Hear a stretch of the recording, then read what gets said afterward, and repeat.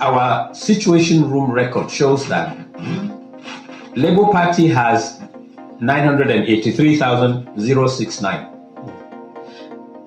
PDP has 101,003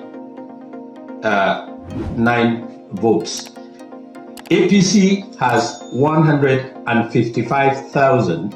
This is a throwback video of what happened in 2023.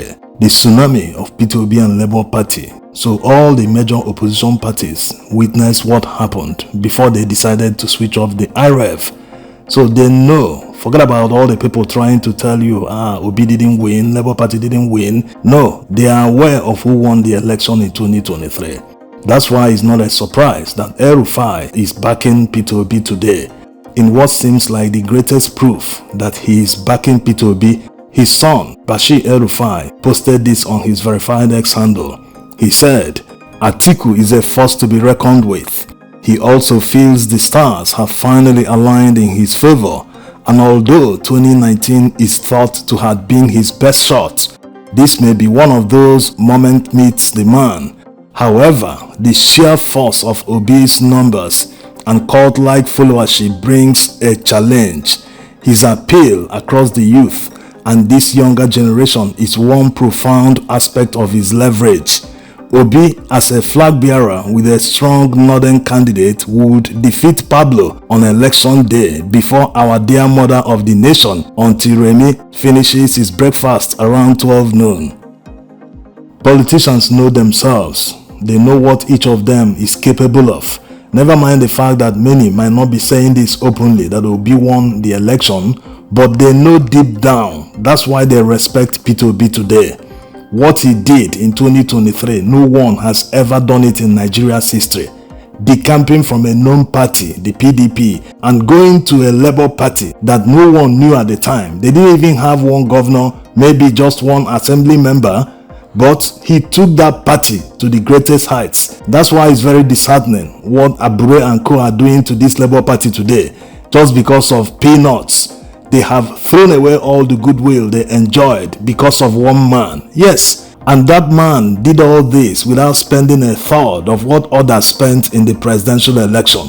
The first time in Nigeria's history that people openly campaigned for a candidate spending their own money. No one will do it in PDP, no one will do it in APC. Majority of them are there for what they can benefit. They are waiting for election campaign money. When it's time, they will start receiving alerts and they will start spending money, buying cars, doing all sorts of things. That's their own way of enjoying the Nigeria that works for them. They don't care what happens after when the person gets to power.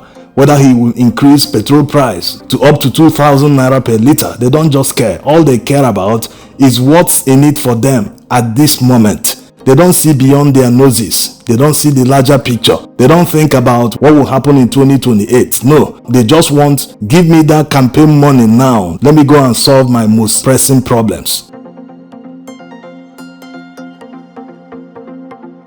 Having seen the throwback video, you will now understand why no political heavyweight in PDP or even those close to Atiku Abubakar have ever dropped the proposal that P2B should deputize Atiku Abubakar in the ADC. No, they are in the know of what happened. You cannot tell a man who obviously won your candidate, he beat Atiku Abubakar, to come and deputize him in 2027. The person he beat, you are telling that person to come and be your deputy. What is this? What disrespect? So they know. That's why when P2B says that no one has ever even said that all the time they were holding meetings for the coalition, no, nobody has ever talked about it. Because seeing someone that beat you, you wouldn't have that mind, you wouldn't even have that feet to stand on the ground to tell that person, will you be my deputy?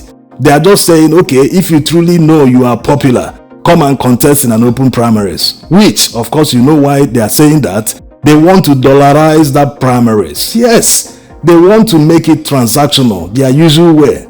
So don't bother about people spreading that narrative. They are political jobbers. You see posts on social media, people saying the best ticket or combination that can remove Tinubu and APC in 2027 is Atiku Abubakar and P2B as deputy.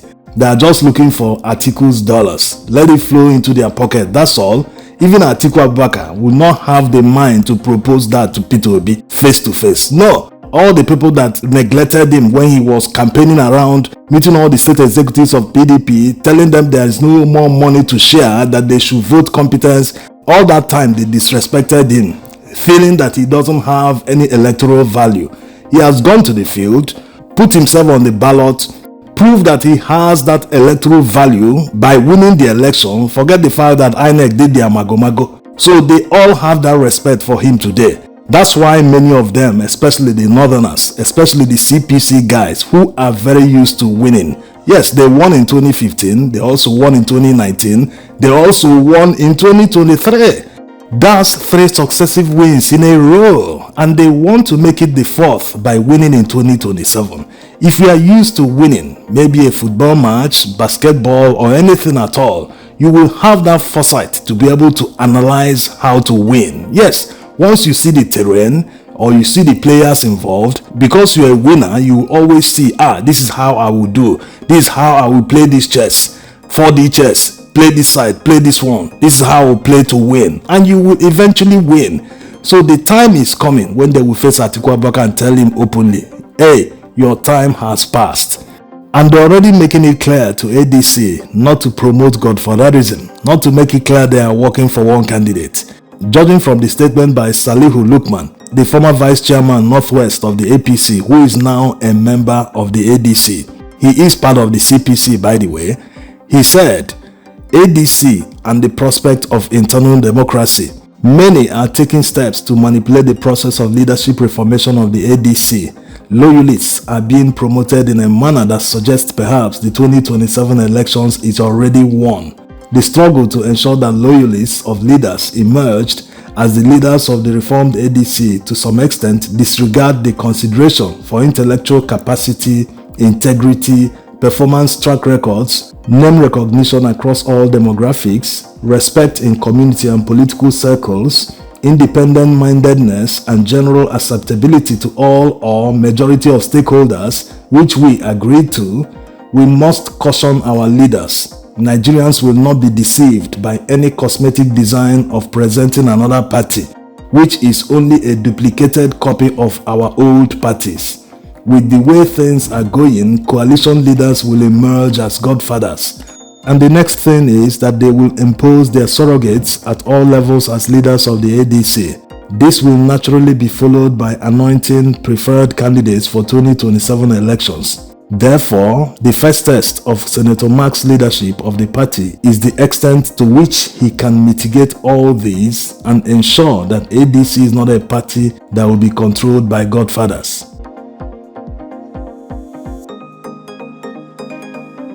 You can see this statement sounds very reasonable, filled with common sense. It also sounds like something Peter Obi would say.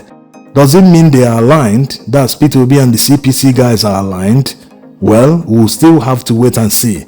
But people must remember that the CPC guys have never worked with PDP guys, right from Obasanjo's time. Yes, this is the first time PDP members are working in the same party with CPC members, so there is bound to be friction.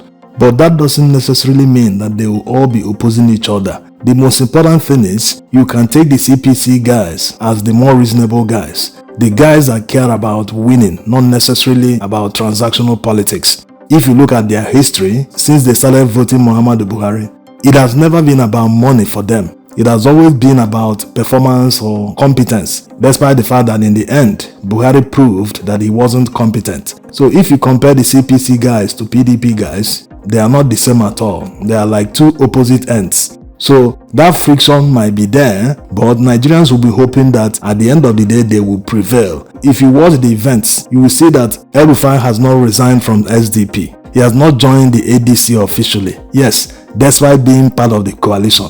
Just the same thing Peter Obi is doing. Peter Obi said he's still in Labour Party, that ADC is for the election. So when it's time for the presidential election, they will all come together and focus and use that as the vehicle to contest the presidential election. But for now, everyone is still in his party, campaigning and doing everything. All by-elections that are coming up, they will campaign in their respective parties. It's because the coast is still not clear. If the coast is clear, they see that it's not going to be Atiku Abubakar. maybe by that time, we will now see who will say, okay, it must be zoned to the south.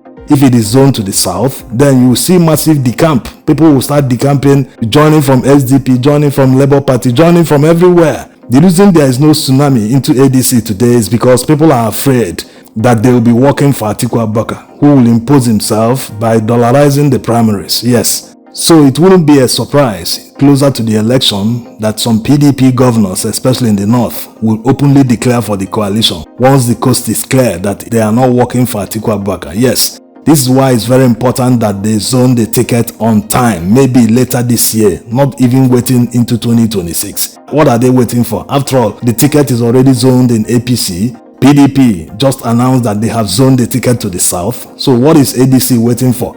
Now that they have appointed NEC members, the next step, maybe towards December, is to announce it that they are zoning the ticket. Once that announcement is made, there will be a tsunami into ADC. So Nigerians will be watching unless they are not serious about taking out APC. Yes, many people are still doubting this because of how they are behaving. If they are truly serious, if they truly want to rally Nigerians as an alternative, they must drop the old ways. They must drop the PDP ways, the APC ways, and start the new way that Nigerians can identify with. This is why it's also necessary that anyone that becomes the flag bearer of the ADC mustn't come from APC or from PDP. Yes, these are old faces we already see in Nigeria. Many Nigerians see them as part of the problem. They wouldn't take such a candidate very seriously.